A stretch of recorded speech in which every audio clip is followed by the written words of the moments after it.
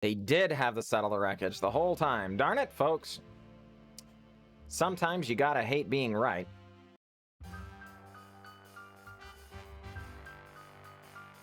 I am glad to be here, and I am glad that you are here. Today's jank is in Historic, and we're going to be fooling around with some Ilharg the Raze-Boar. Many of you who are connoisseurs of jank may be familiar with this card. It was recently in Standard. But Ilharg the Raze-Boar, 6/6 trample for 5 mana. Whenever Ilharg attacks, you may put a creature card from your hand onto the battlefield, tapped and attacking. Return that creature to your hand at the beginning of the next end step. When Ilharg dies or is put into exile from the battlefield, you may put it into its owner's library, third from the top. So, 5 mana, 6/6 trample, a good body as far as stats are concerned and all that, of course. But we're here for trying to make silly things happen. The first and most desirable thing to be putting in with Ilharg is Terror of Mount Velus. We have it as a 4/of because it's pretty important here. Flying, double strike, 5/5. When Terror of Mount Velus enters the battlefield, creatures you control gain double strike until the end of turn, and it itself is a flying double strike creature, right? So, theoretically speaking, if we attack on an empty board with Ilharg, all by itself, and the opponent goes, okay, we then put in Terror of Mount Velus, giving Ilharg double strike, and Terror of Mount Velus having double strike, and I'm not great at math, but 6 times 2 is 12, plus 10 is 22 damage. We can just one-shot most opponents from that board position. Okay, so that is great, and we are happy about that. How do we support this game plan? Ilharg is legendary. So in respecting the legend rule, we've only got it as a 3/of, but it's a combo deck. Darn it, we need more copies. Well, okay, so to compensate for that, we have a 2/of Purphoros Bronze-Blooded. 5 mana, 7/6 indestructible, is not a creature unless you have 5 or more devotion. Other creatures you control have haste. And more importantly, you can pay 3, put a red creature card or an artifact card from your hand onto the battlefield, sacrifice it at the beginning of the next end step. So, notably, you cannot put Eldrazi in, right? They are not artifacts. They're colorless, but they're not artifacts. But all the creatures we put in do have haste. So, for 6 mana, if we play this on 5, let's say, next turn we untap, play a land, we can just put 2 very large threats onto the battlefield, a Terror of Mount Velus and perhaps a Terror of the Peaks. Giving all of our creatures double strike, not too shabby, especially when the double striking damage would equal 20 damage all on its own. And, of course, if we put in Terror of the Peaks first and then Terror of Mount Velus, we would be dealing 5 additional damage, right? Perhaps clearing a blocker out of the way or just going to face if they gain some life or something like that. Very, very reasonable things to be doing. Beyond that, we have another interesting threat here. 6 mana, 6/6 trample, costs X less, where X is the amount of non-combat damage dealt to your opponents this turn. So, for instance, if we have a Terror of the Peaks, and we have some other creature enter of any size, really. Let's say Bonecrusher Giant or anything, right? And deal that non-combat damage to our creature or our opponent's face. Chandra's Incinerator gets cheaper and comes in. This, of course, is a little bit of our backup combo. That is why we have Terror of the Peaks instead of some other threat here. Because, sure, I mean, Terror of the Peaks works just fine with the Purphoros and Ilharg plan, but secondarily, when things, when evaluating a combo deck, it's less important to know what happens when things are going well. Because the answer had darn well better be, you win the game, right? If it doesn't do that, then your combo is probably not very good. But what happens when your combo is not doing well?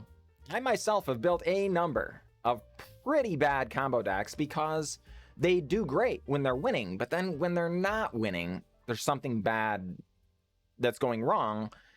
You are unable to recover, right? So in the spirit of that, our extra combo pieces are both the Terror of the Peaks that fit into the original, but if we just have Terror of the Peaks, we can hardcast any number of these threats afterward and just, you know, have a very solid endgame plan where if we're both kind of flooding out and just top decking and things, darn it, we can win the game, folks. So beyond that, how do we get there, right? That's the more important thing. Well, the easiest answer and the lowest hanging fruit is just deal damage to creatures, kill those creatures, survive to late game, and hopefully be able to win some games. Will it work out that way? Well, I'm not sure. Let's find out together.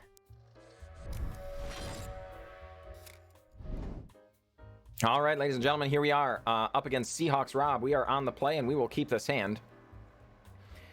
The Abrade, Scorching Dragonfires, you know, pretty reasonable in the format to try and delay the game. I didn't exactly go over this in the wrap-up, but the Abrade pretty important in the mono-brown matchup. At least gives us a shot. I wouldn't say we are favored in any way in that matchup, but another Una's Blackguard, eh? All right. And Thieves Guild Enforcer, sure. We're going to scry. I think we're going to set an upkeep stop here. We really should have waited to scry until after the Thieves Guild Enforcer entered, shouldn't we? Ha. Yeah. Land? Oh my goodness. Didn't get a land. That's very bad.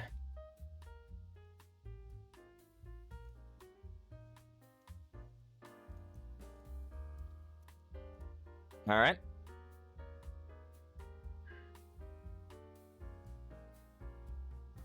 Opponent going to return it to hand. Just immediately cast it right back out. Darn it, and they're milling over all of our lands. This is quite terrible indeed. Oh my word, please, deck. Land.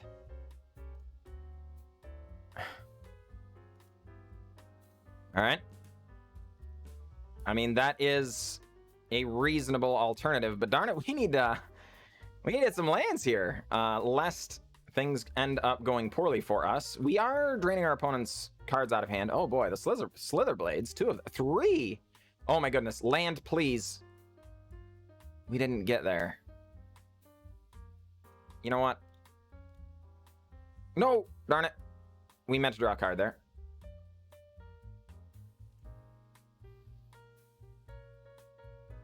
Yeah, and we are going to kill this so they can't fix their draws in the future. That was a bit of a punt, and it came back to bite us too. We could have drawn the card. Oh my goodness. Holy cow. Yeah, all of that punting, very bad for us, but that's all right. We did get there. We're actually above our starting life total, which is good. Hey, Bonecrusher Giant. That gives us a way of controlling whatever it is our opponent's going to be on about over there. Land. Oh my goodness, thank heavens. All right. Ilharg, opponent. Please don't counterspell me. Drown on the lock. All right. I asked them nicely. They did not oblige. Purphoros.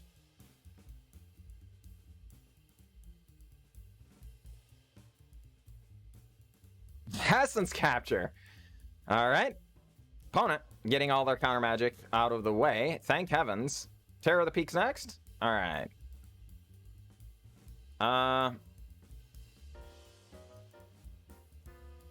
Yeah. Let's just do this. And Soaring Thought Thief coming on down. That's a 6-power creature coming at us. Highly unfortunate. Well.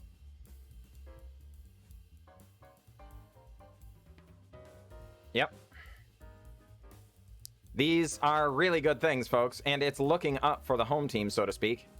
No haste, because, of course, our Purphoros was counterspelled, but we do have our opponent on 15 life and a whole bunch of power on board.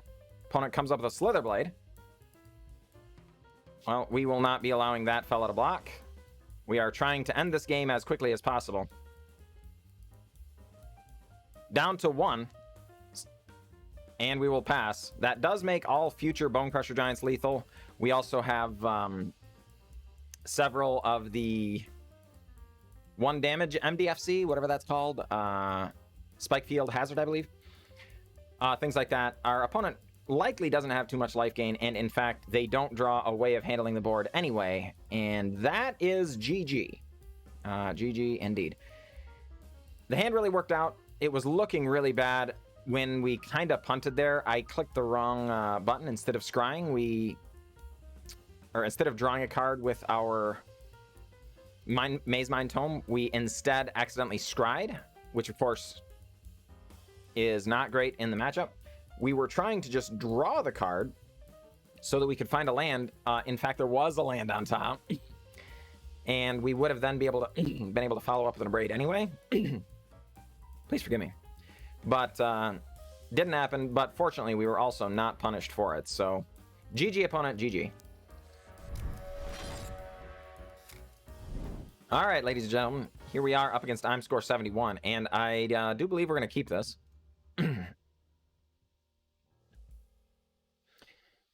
And yeah, let's just lead on a mountain, leave up Spikefield Hazard in case our opponent's on some kind of mono red or something like that, you know. All right, was not to be. So let's Radiant Fountain, Mind Maze Tome, pass. Since our opponent's on island, we may just draw the card here rather than scry. Yeah, I think so. They're on what appears to be some sort of controlling situation.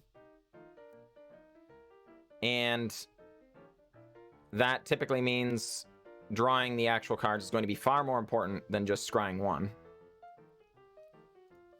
We do it a land. Very, very convenient there. Let's just hold off, shall we? Continue hitting our land drops. Opponent plays an irrigated farmland. We're going to draw another card.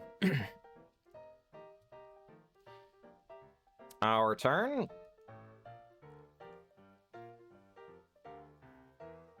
I don't think it's wise to just run out a Terror of the Peaks into what is very likely an Absorb. Our opponent obviously can be running Settle the Wreckage as well. We're going to have to be watching out for that.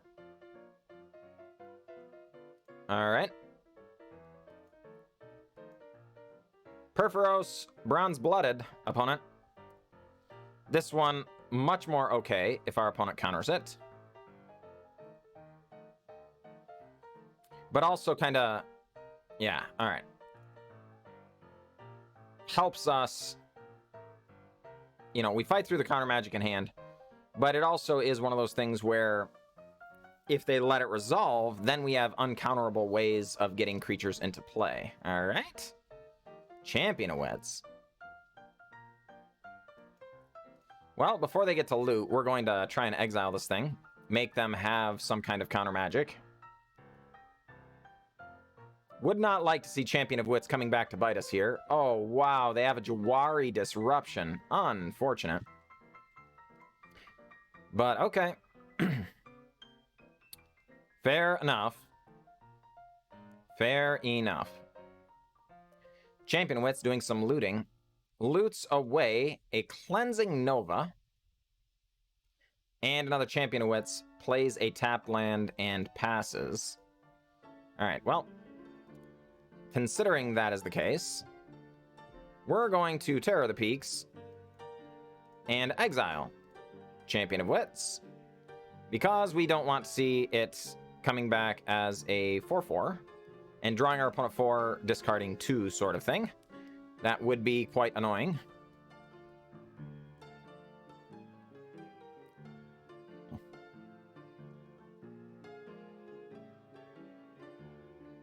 Alright. Opponent hovering our Terror of the Peaks. And passing. Alright. Let's start by drawing a card here. Gonna gain some life for our trouble. It's a Spikefield Hazard. All right, fair enough. Let's gain a couple more life, up to 28, as it were.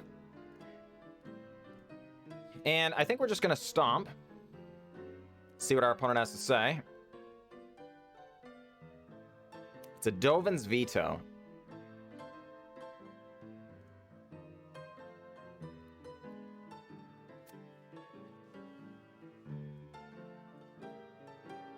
All right. I think we're going to play around the Settle the Wreckage here. Opponent going to use their Field of Ruin. No, does not use Field of Ruin. Plays a Glacial Fortress.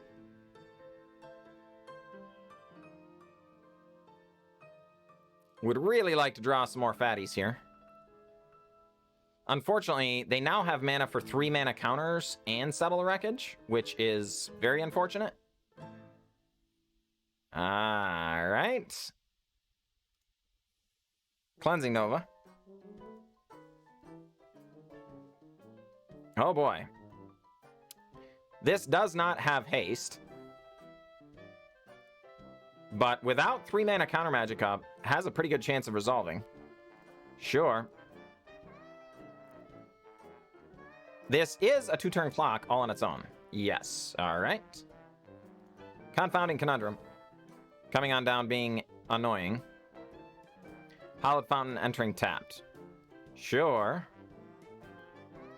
Alright, let's go ahead and get in. Do you have it, opponent? Warrant from Warrant Warden. Alright. Bonecrusher Giant. Damage dealt. Bonecrusher Giant going to enter Ye Olde Battlefield. And we're going to pass the turn. Fair enough, opponent.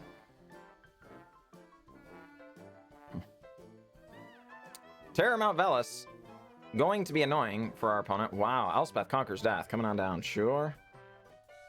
That is annoying. Do they have anything to get back from the bin, though? I mean, Champion of Wits, I guess. And it is more than looting, then, because it gets a 1/1 counter when it comes back, so you would draw 3, discard 2, which is kind of nice. Alright. Do you have counter magic, opponent? No? Alright. Fine.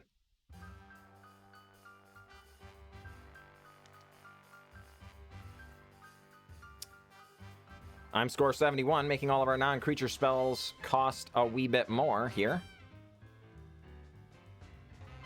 Not the end of the world, but not exciting either. So let's, I guess, make a land drop and head to combat. No settles, please. No settles. They did have the Settle the Wreckage the whole time. Darn it, folks. Sometimes you gotta hate being right.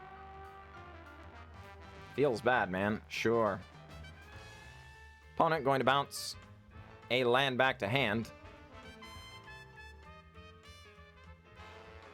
Sure.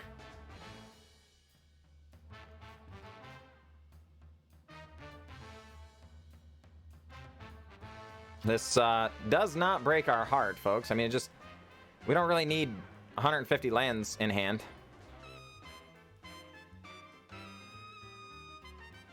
And we do gain a couple of life. Our opponent, of course, not wanting us to be able to return both Radiant Fountains and gain too much life, you know?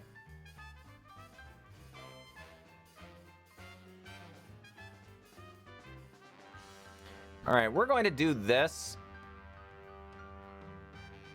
Because sometimes folks occasionally still resolve the ability.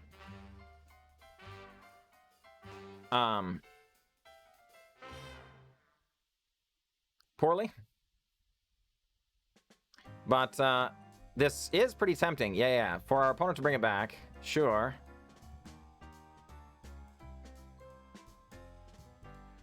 Draw 4, discard 2.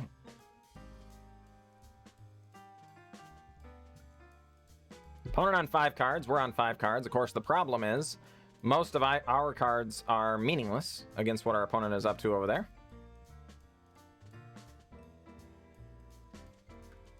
So we're gonna play a Radiant Fountain. Storm's Wrath.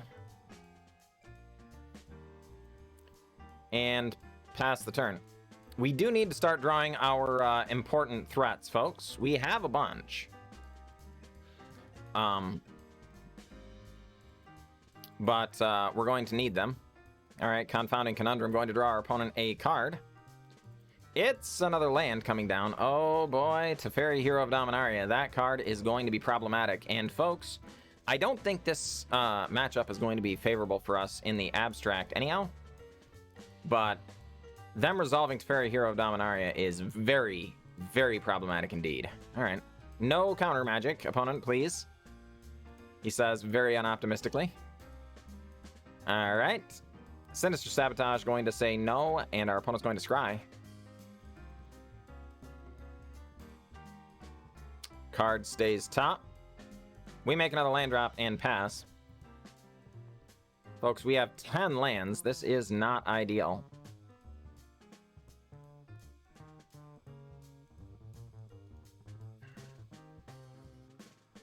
Waker of Waves. Wow, folks. All right.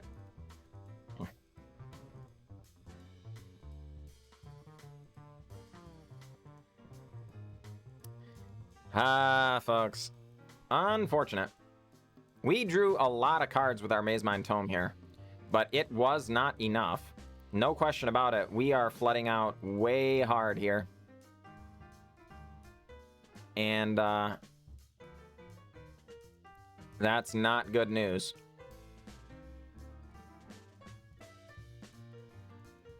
Yeah, gonna take 7 down to 23. And face annihilation, ladies and gentlemen.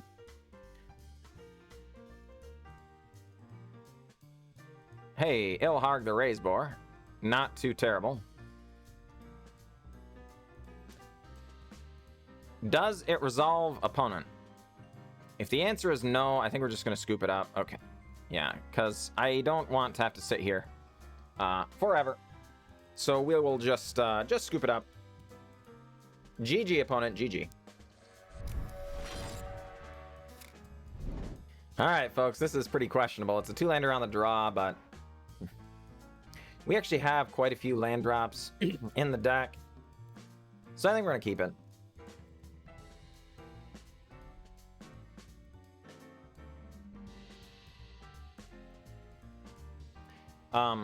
Especially when you consider the possibility of drawing into Spikefield Hazards, which are also lands and stuff, right? I think we're on roughly 27 lands in the deck, I think. Oh boy, this is also a very, very bad matchup. That is very unfortunate, folks. We really don't want to be running into disruptive decks. We want to be running into creature decks. That's what our deck does, is destroy creatures. We are having some pretty severe misfortune to be only running into decks that interact with the stack here.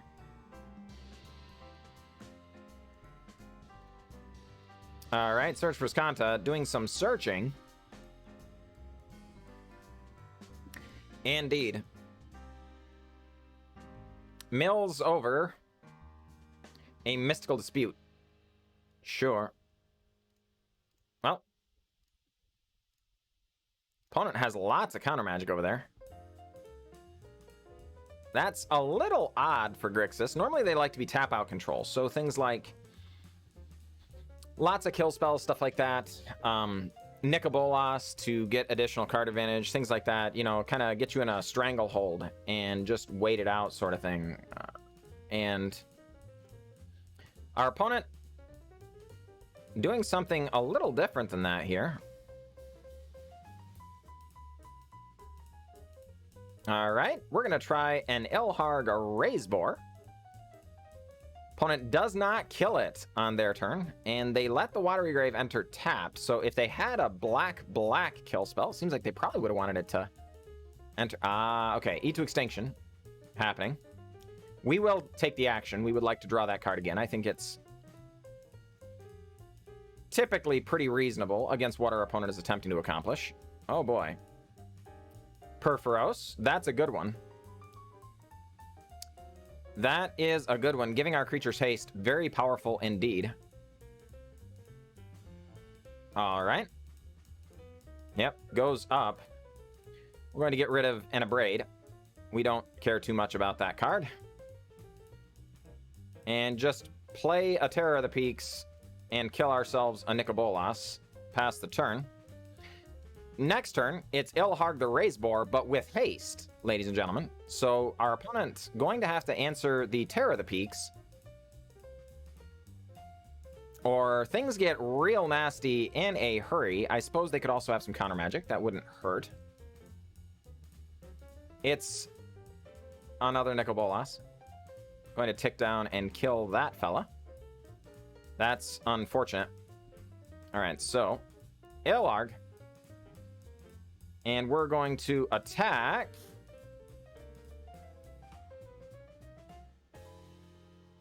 the opponent. And yeah, put in a Terror of the Peaks attacking Nikobolas. Opponent drops to 12. Terror of the Peaks returns to hand. That is 2 Nikoboli down. Very relevant. A third Nikobolas! Oh my word, that is not ideal. Alright, Ilharg going to die. Yep. To the top of the library. Yes, please. Alright, so let's just cast Nikobolas, or Bonecrusher Giant. Exile Nikobolas. We're doing this pre-combat to make sure it resolves. They have shown a Spell Pierce, so it wouldn't be outside the realm of possibilities for this to get countered. Okay, they do have it. That's really unfortunate. We definitely wanted to be able to kill our or hit our opponent there, making them a little closer to being dead. But it's imperative that we make sure their Nikobolas doesn't stick. That card will give us problems.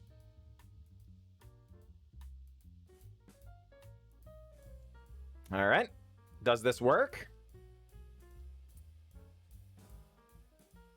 We are trying it, of course. Okay. Yeah, not great. We're not excited about that. But, you know, it has haste. So, can be pretty difficult for our opponent to get through. Wow, they have just had every possible answer. 3 Nikobolas, very, very strong, as it turns out.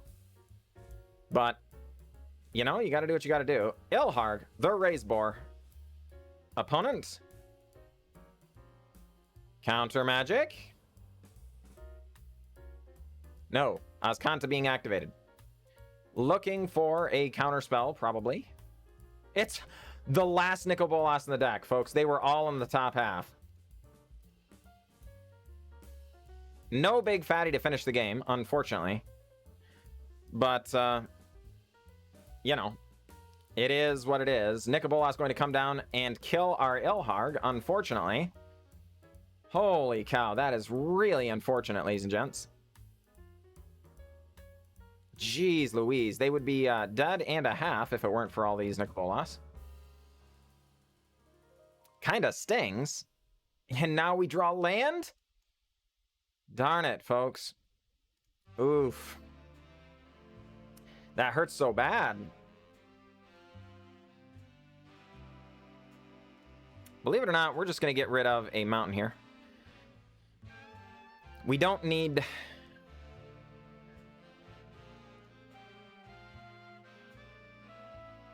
more than this.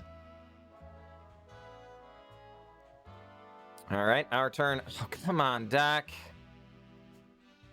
Come on. Oof. All right. This does sting a wee bit, ladies and gents. A wee bit. Not gonna lie. So close and yet so far. Search for Azcanta going to dig even deeper.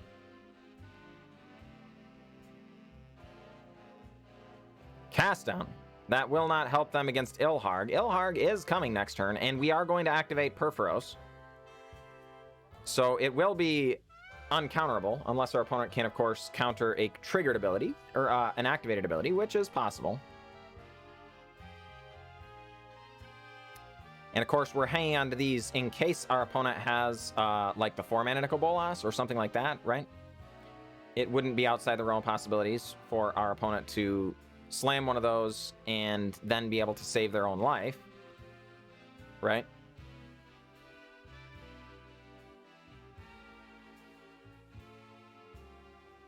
Yep, they get rid of Anger of the Gods. They surveil a land into the bin and pass the turn.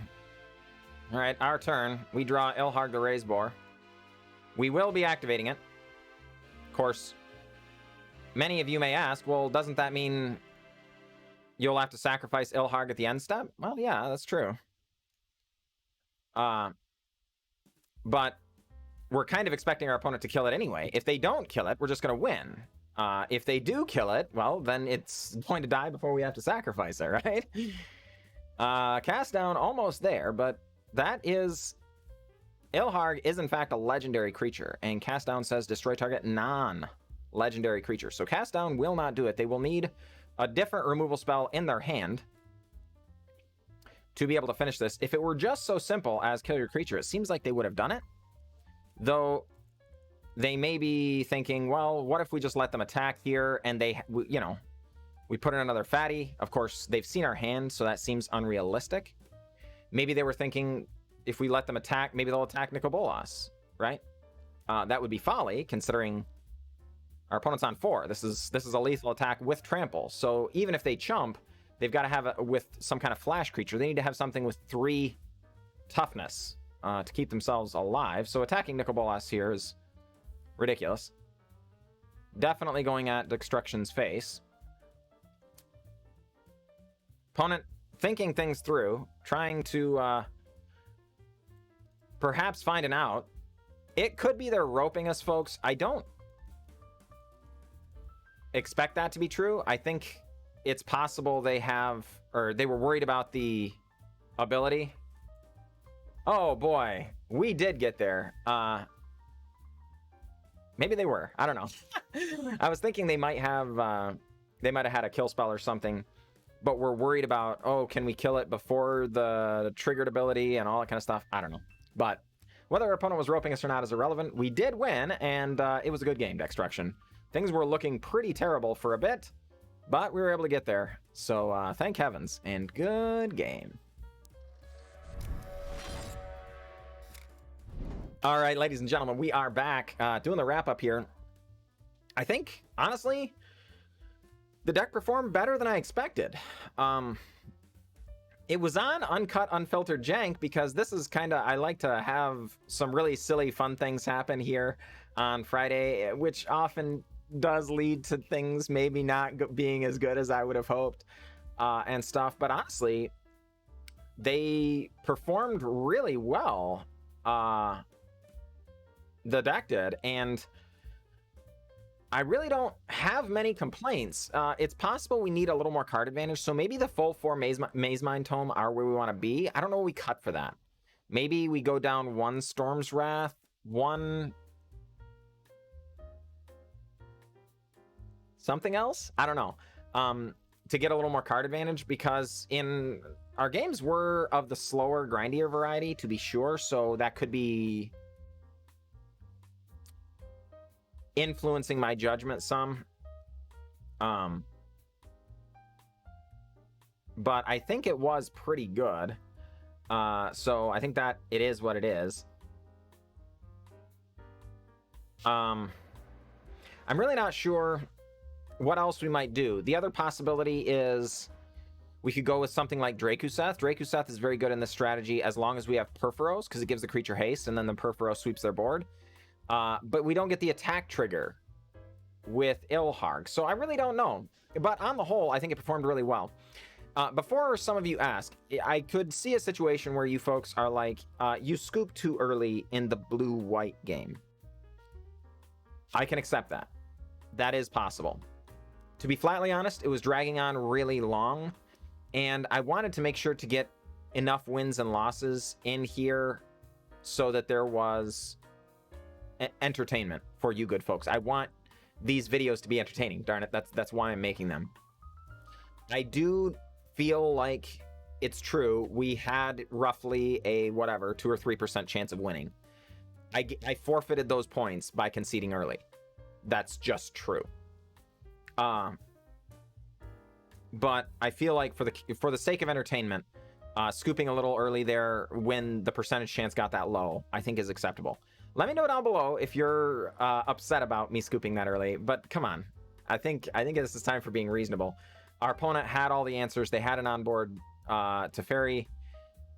We were going to have to top deck multiple removal or multiple creatures in a row, and they had 14 power on board, right? Yeah, okay. In fairness, I guess we could have let him beat us down for 2 more turns and the game would have been over, but considering we don't have a clean answer to any 7/7, I can't see how it would have been all right. But let me know down below if that if you're upset by that. I do want to let you folks know I have a Twitch. Normally, I'll play a deck during the day or on YouTube here, and then I'll play it at night because I stream 5 nights a week. Sunday, Monday, Tuesday, Wednesday, Thursday, I stream. Today's video is on Friday, so I will not be streaming this deck tonight because I won't be streaming at all. I take Fridays off. But, darn it, if you popped over to the stream, I really like to get to know you folks. I think it's a great way of making friends. When I first started streaming, I had no idea how many people I would actually get to know on a relatively personal level and become actual friends with. There was a time in my life when I used to differentiate between online friends and IRL friends, but to be flatly honest, now they're kind of friends now. You know what I mean? And I'd love for you to join the ranks. So come on over, John Likes Game or twitch.tv/JohnLikesGames. There'll be links wherever links go, and I'd appreciate it. That said, if you have ideas for this deck, put them down below. I would really appreciate it because I think honestly the deck was fun for sure, but there was potential here. There was a little potential to be good, and maybe by tweaking a couple of numbers we might be able to get it there. So let me know down below how you feel about it, and I will catch you next time.